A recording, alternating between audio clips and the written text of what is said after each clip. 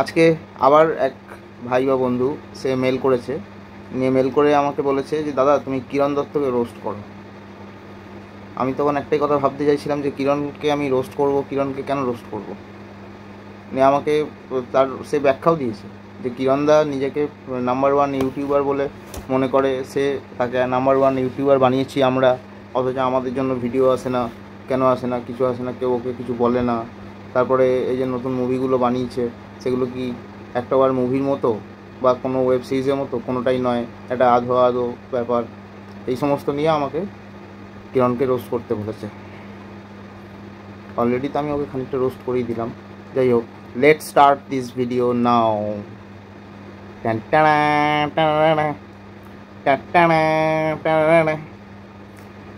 সব থেকে বড় ব্যাপার হচ্ছে কিরণ পশ্চিমবঙ্গের এমন একজন ইউটিউবার যার ভিডিও কম, সাবস্ক্রাইবার সব থেকে বেশি। ওর চ্যানেলে ভিডিও 150 খানার মধ্যে, এবং ওর সাবস্ক্রাইবার হচ্ছে টোটাল বাংলায় সব থেকে বেশি। ওর দুটো চ্যানেল, একটা দ্য বঙ্গাই, একটা ইয়োর বঙ্গাই। ভাই প্রমোশন করে দিচ্ছি ফ্রিতে, হ্যাঁ। এটা যদি ভিউজ ভালো পায় তাহলে আমাকে টাকাটা একটু প্রমোশনের পাঠিয়ে দিও। তো যাই হোক, কিরণ ভাই, আমি তোমাকে ভাই বলবো কারণ তুমি আমার থেকে বয়সে ছোট। মনে পড়ছে সেই কন্ট্রোভার্সি, সেই দাদা ভাইয়ের কন্ট্রোভার্সি, মাথা মোটা কাতলা, হ্যাঁ সেই জিনিস। আজকে আজকে আমি হচ্ছি বর্ধমানের বিশমাল। এই বর্ধমানের বিশমালগুলো সব তোমাকেই টার্গেট করে, অজান্তে অচিন্তেই তোমার সাথে আমাদের লেগে যায়। কেন বলতো? আমি জানি না কাদের ভুল। যখন দুটো বিশমালের সাথে একটারই ঝগড়া লাগে তাহলে প্রবলেমটাই একটা, কেননা দুজন তো আলাদা মানুষ, দুজনের পার্সপেক্টিভ আলাদা। তো আমি কিন্তু এখানে ক্যাচাল করতে আসিনি, আমি এসেছি তোমাকে হালকা করে রোস্ট করতে। তো তুমি তো প্রথমে তোমার যে টোটাল ভিডিও আছে সেখান দিয়েই বুঝিয়ে দাও তোমার কতটা এফোর্টস। এখন তুমি বলবে হ্যাঁ তোমার র ফুটেজ অনেক স্ক্রিপ্টের করে রাখা আছে, কিন্তু সেগুলো কিক দেয়নি, সেজন্য তুমি রিলিজ করোনি। ঠিক আছে, কিন্তু ব্যাপারটা হচ্ছে তোমার যে ভিডিওগুলো রয়েছে তার মধ্যে এখানে মাত্র কয়েকটা ভিডিওই, এবং তার কাউন্ট 20 থেকে 25টার মধ্যে হবে যেগুলো সত্যি করে মানুষকে কিক দেয়, এবং সেগুলোর জন্যই তোমার এত সাবস্ক্রাইবার। তো এইবার ঘটনাটা হচ্ছে যে আমরা আরও কোয়ালিটি কন্টেন্ট তোমার কাছ থেকে এক্সপেক্ট করছি, আরও নতুন জনরার তুমি এক্সপ্লোর করো। তোমার একটা মুভি বেরোলো কলকাতা চলন্তিকা, সেখানে তোমার ডায়লগই নেই। তো তুমি এরকম ধরনের কাজ চয়েস করছো কেন, যেখানে নিজেকে ডাউনগ্রেড করতে হয়? তোমার ছোটো থেকে ডাইরেকশন নিয়ে খুব কাজ করার ইচ্ছা, এখনও অবধি আমি জানি না তুমি করেছো কিনা, কিন্তু তোমার করা উচিত। তোমার অ্যাসিস্ট্যান্ট ডাইরেক্টর হিসেবে তোমার কোনো না কোনো মুভি বা কোনো না কোনো কাজ, ওয়েব সিরিজ, কিছু না কিছু কাজ করা উচিত, যদি ডাইরেকশন তুমি শিখতে চাও, জানতে চাও। আমি জানি না, এটা তো মানে আমার একটা সাজেশন তোমার জন্য। তারপরে বাংলা ক্রিয়েটারদের মধ্যে তুমি তো হচ্ছ সর্বশ্রেষ্ঠ, তুমি দাতা, তুমি ক্রেতা, তুমি মহান। তো তোমার ইনকামও তো হবে মহান। তো দাদা, ইনকাম যদি মহান হবে, সেই সময় ওই কন্ট্রোভার্সিটা ওই মাথা মোটা কাতলাটাকে নিয়ে করলে, তো তারপরে কী আর হলো?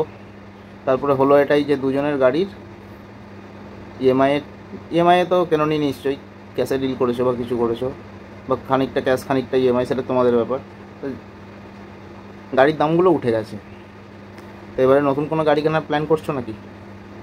করলে এবারে স্পোর্টস কার করো, আর কন্ট্রোভার্সিটা এবারে এমন লাগাও যাতে ইন্টারন্যাশনাল লেভেলে যায়।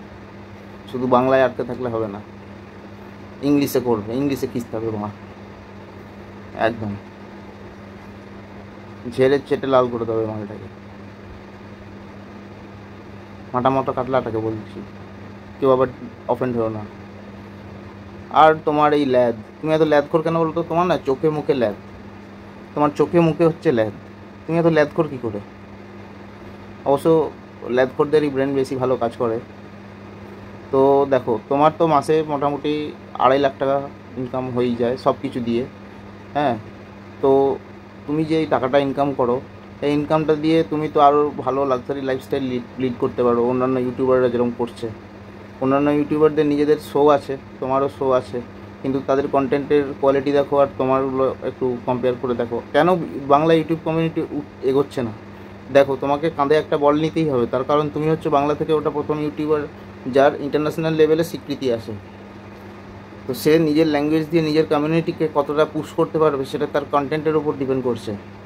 তো তোমার কন্টেন্ট যদি ওই লেভেলের না হয় তাহলে তো মানুষ কীভাবে মোটিভেটেড হবে, বাস কাজটাই শুরু করবে। হ্যাঁ, তো এটা একটা মেন ব্যাপার। দ্বিতীয় ব্যাপার হচ্ছে যে এই ব্যাপারটা আমার খুব খারাপ লাগলো, তোমার বাবা একজন বিএসএফের এক্স বিএসএফ, তো তিনি দেশের সাথে তার রক্তের সম্পর্ক, তুমি তার ছেলে। পেহেলগাম অ্যাটাকের পর আমি তোমার কোনো রকম স্টোরি শেয়ার, পোস্ট কিচ্ছু দেখিনি। সামান্য কন্ডোলেন্স জানানোটাও তোমার উচিত ছিল এই 27 জনের পরিবারকে, কিন্তু তোমার কাছ থেকে কোনো রিপ্লাই পাইনি। অনেক ইউটিউবারই দেয়নি রিপ্লাই, তার কারণ তারা পলিটিক্যাল এজেন্ডাতে জড়াতে চায় না বা অন্য কিছুর ভয় থাকতে পারে, কিন্তু তোমার নির্ভয় দেওয়া উচিত ছিল, তার কারণ হচ্ছে তোমার বাবা একজন বিএসএফ। शेर होता है और शेर का जो नस्ल है वो भी शेर का ही होता है, तो तुम शेर पैदा हुए हो, ये इस बात को समझो। মাঝে মধ্যে একটা দুটো হিন্দি ভিডিও বানাও যেগুলো টপ কোয়ালিটির হবে। এই যেরকম তোমার ভালো ভালো কিছু ইউটিউবার বন্ধু রয়েছে, যেরকম রাহুল রয়েছে, অনেকেই রয়েছে তোমার ভালো ভালো চেনা ইউটিউবার, যাদের সাথে তুমি কোল্যাব করে একসাথে একটা কাজ করলে, যেটা ক্যারিমিনেটি করে দেখিয়ে দিল, সেই ধরনের একটা কাজ করলে আমার মনে হয় তোমাদের রিচ অনেক বাড়বে, তোমার সাথে তারাও গ্রো করবে। আমরা অনেক দিন হলো ইউটিউবে রয়েছো, আমরা তো ইউটিউবে এমনি মজার ছলে আছি, কিন্তু তোমাদের প্রফেশন ভাই এটা।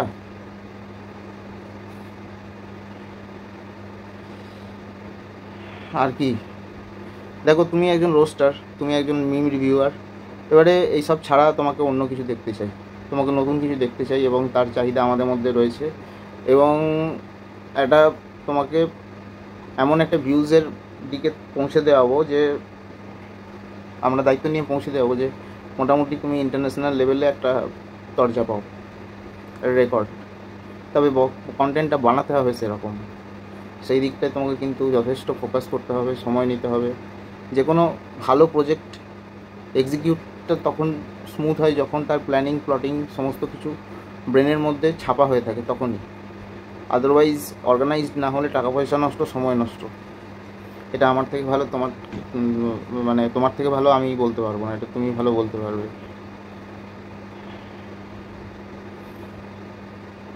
তারপরে তুমি প্রথমে ক্যারিয়ার শুরু করেছিলে তোমার কিছু মুভির ক্লিপস তুলে তাদেরকে রোস্ট করা দিয়ে, অথচ তুমি ডাইরেক্টর হতে চাও, কিন্তু তুমি তাদের মতো ফিল্ম ডাইরেক্ট করতে চাও না। তাহলে এই যে রিসেন্ট তোমার ওয়েব সিরিজটা বেরোলো, সেটাই তুমি নিজে পাঠ করেছো, ডাইরেক্ট করনি, ভালো হয়েছে, কিন্তু এটা দুজন, উন্মেষ আর তোমার দুজনের কোলাবোরেশনে একটা নতুন কাজ দেখলাম। হ্যাঁ, তবে এমনও কিছু লেভেলের কাজ হয়নি যেটাকে অ্যাপ্রিসিয়েট করে আর কি, মানে বুঝতে পেরেছো তো, ভুবন বাবান যেরকম সেরকম নয়, অতটা হাইপ তোলার মতো নয় ব্যাপারটা। তাহলে মানুষ এতদিন তুলে দিত ওই হাইপে।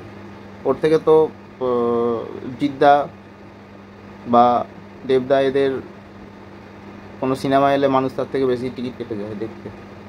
তো তুমি একজন নাম্বার ওয়ান ইউটিউবার হয়ে তোমাকে ওই নাম্বার ওয়ান জায়গাটা ধরে রাখাটা কিন্তু খুব প্রয়োজন। তুমি একটা পডকাস্টে, গৌরবের পডকাস্টে বলেছো যে এত মিলিয়ন সাবস্ক্রাইবারটা যেটা কাঁধে বোঝটা রয়েছে, যে কন্টেন্টটা দিচ্ছি সেই কন্টেন্টটা থেকে যেন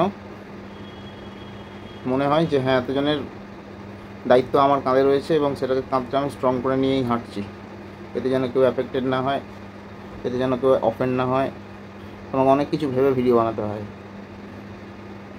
তাই এখন তোমার নতুন কাজটা দেখলাম, কিন্তু সেরকম অ্যাপ্রিসিয়েসেবল আমার মনে হয়নি, এটা আমার পার্সোনাল মতামত, তুমি খারাপভাবে নিও না। তুমি নতুন জিনিস ট্রাই করেছো অবশ্যই, সেজন্য কংগ্রাচুলেশনস। তুমি আরও ট্রাই করো, নতুন কিছু ট্রাই করো। এটাকে বলে রোস্ট না, এটাকে বলে কাইন্ড অফ টোস্ট, মানে প্রথমে পাউরুটিটাকে সেঁকা হলো, সেঁকে তার উপরে বাটার লাগিয়ে দেওয়া হলো। তো enjoy this video if you. তাহলে একটা লাইক, একটা কমেন্ট, কোন পার্টটা ভালো লাগলো, আর সাবস্ক্রাইবার একটু প্লিজ করে দিন, 1000 পৌঁছে দিন, এইটুকু আমার অনুরোধ। ধন্যবাদ, গুড নাইট। আপনাদের জন্য দিন রাত জেগে ভিডিও বানাচ্ছি, স্ক্রিপ্ট লিখছি, এটুকু তো করতেই পারেন। আপনাদের হাসাতে থাকবো আমি, এটা আমার কাজ। ধন্যবাদ।